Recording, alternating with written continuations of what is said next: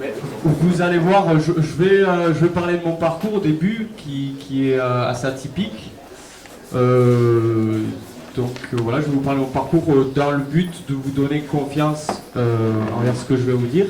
Cependant, vous pourrez voir que donc en bas ici, je mets un maximum de sources et de références. Donc pour vous inviter aussi à garder votre esprit critique et à vérifier ce que je vais vous dire. Donc voilà. Donc c'est parti, on va rentrer dans le vif du sujet. Donc l'électroculture, on va commencer avec deux idées. Premièrement, Michael Faraday au 19e siècle. Michael Faraday, donc, qui a inventé la cage de Faraday, il a fait des expériences de mettre des plantes dans des cages de Faraday, donc des cages coupées des rayonnements électromagnétiques. Comme par exemple quand on est dans une voiture, si la foudre tombe, on n'aura pas d'impact. Et il s'est rendu compte que les plantes dépérissaient. Ensuite, Matteo Tavera, donc dans son livre La mission sacrée, donc qui n'a rien de spirituel ou religieux, nous explique qu'il fait donc des expériences avec les arbres. En fait, il prend les arbres et sur le sommet donc des branches principales, il relie les arbres avec un fil de cuivre au sol, sur toutes les branches principales. Et à chaque fois qu'il fait cette expérience, les arbres dépérissent et meurent. Donc, le Matteo Tavera, c'est l'initiateur du mouvement Nature et Progrès dans les années 60. Vous avez son livre ici. Donc, ces deux expériences nous montrent on pourrait supposer qu'il y a un lien entre les énergies électromagnétiques et les végétaux.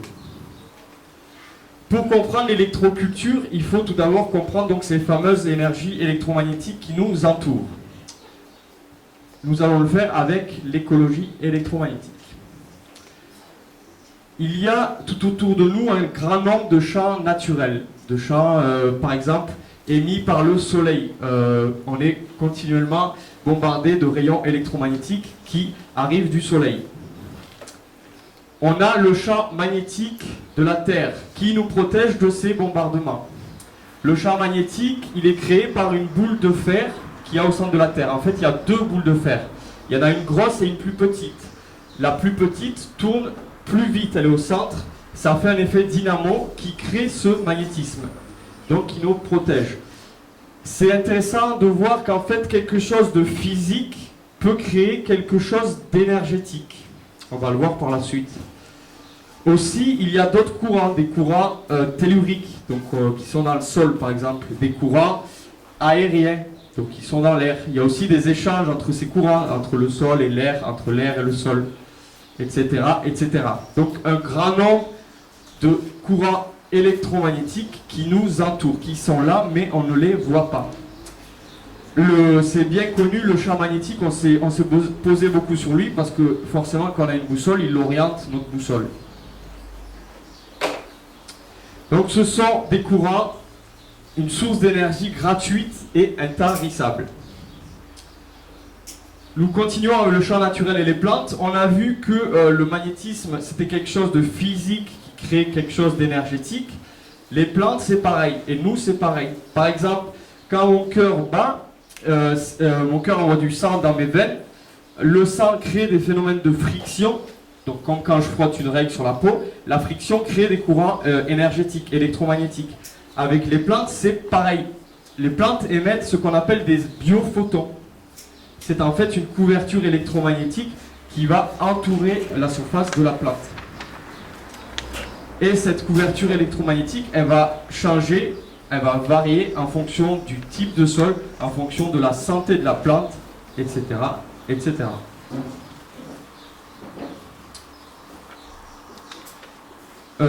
Pour faire monter la sève, rappelons-nous de l'expérience de Matteo Tavera que je viens d'expliquer.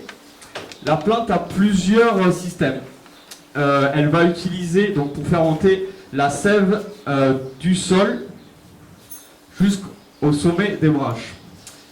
Elle peut utiliser ce qu'on appelle la capillarité. Donc la capillarité, c'est par exemple quand je plonge un sucre dans mon café, le café monte petit à petit. Mais la capillarité ne fait pas monter bien haut l'eau. Il y a ensuite l'évapotranspiration, c'est la transpiration par les feuilles d'eau qui fait un appel de sève. Et c'est pareil, ça ne suffit pas. Il y a donc un autre phénomène au niveau électromagnétique qu'on appelle l'électroosmose. C'est en fait une différence de potentiel qui existe entre le sol, qui est négatif, et l'air, où il peut y avoir des fluctuations, mais qui en général est positive. Donc cette différence de potentiel crée une montée d'électricité à travers les arbres. Ce qui aide la sève à montrer ce qu'a démontré Matteo Tavera dans son livre La mission sacrée. Voilà. On peut voir les arbres qui attirent l'électricité ambiante par effet de pointe. Un paratonnerre, ça va être beaucoup de pointes pour attirer l'électricité. Les arbres, c'est pareil, on voit toutes les petites pointes. Et ce qui est aussi ce qu'on peut voir dans la globalité, parce qu'il y a toujours des exceptions, plus un arbre aura la sève rugueuse, plus il aura la sève compacte, plus il y aura d'épines, comme les conifères par exemple. Donc pour qu'il y ait encore plus d'appels d'électricité pour faire monter cette sève qui est plus lourde, plus dense. Ensuite, au niveau du champ naturel et des animaux, on a pu découvrir de la magnétite. Donc c'est un composé notamment d'oxyde de fer, donc au niveau nanoparticulaire, dans la région de la tête des oiseaux par exemple, chez les abeilles, chez les chauves-souris, etc. Donc la magnétite, elle permet, on va le voir, de pouvoir détecter les champs électromagnétiques. Je me base là-dessus, sur le PDF téléchargeable sur Internet, des abeilles, des oiseaux et des hommes, la destruction de la nature par l'électrosmog, donc du docteur Ulrich Werk et son équipe. L'électrosmog, c'est le brouillard électromagnétique. Donc les oiseaux, voilà, ils ont cette magnétite et ils peuvent détecter les champs électromagnétiques grâce à cet oxyde de fer. Et comme les plantes, ils créent aussi des champs électromagnétiques autour d'eux, notamment avec la friction, par exemple, au niveau des plumes. On le voit ici, les oiseaux, donc là c'est une formation en V. On a juste un côté de la formation en V. Les oiseaux, avec le frottement, créent des champs électromagnétiques autour d'eux. Et vu qu'ils ont de la magnétite, ils peuvent aussi détecter les champs électromagnétiques. Donc, ils peuvent s'orienter et se disposer dans la formation en V aussi, de telle sorte. Donc, toujours d'après Wenck. On peut voir aussi avec l'abeille.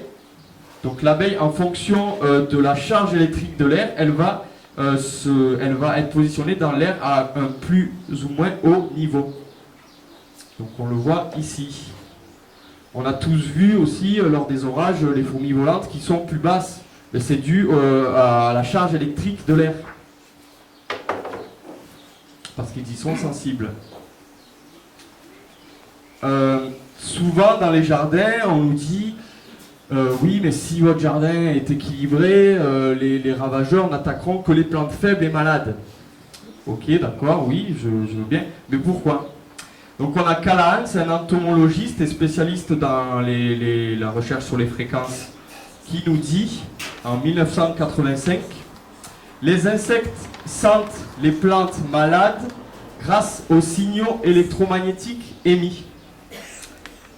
Donc ça colle, parce qu'on vient de voir que les plantes émettaient des signaux électromagnétiques qui variaient en fonction de la santé de la plante, du type de sol, etc. Et les insectes sentent aussi ces rayons électromagnétiques.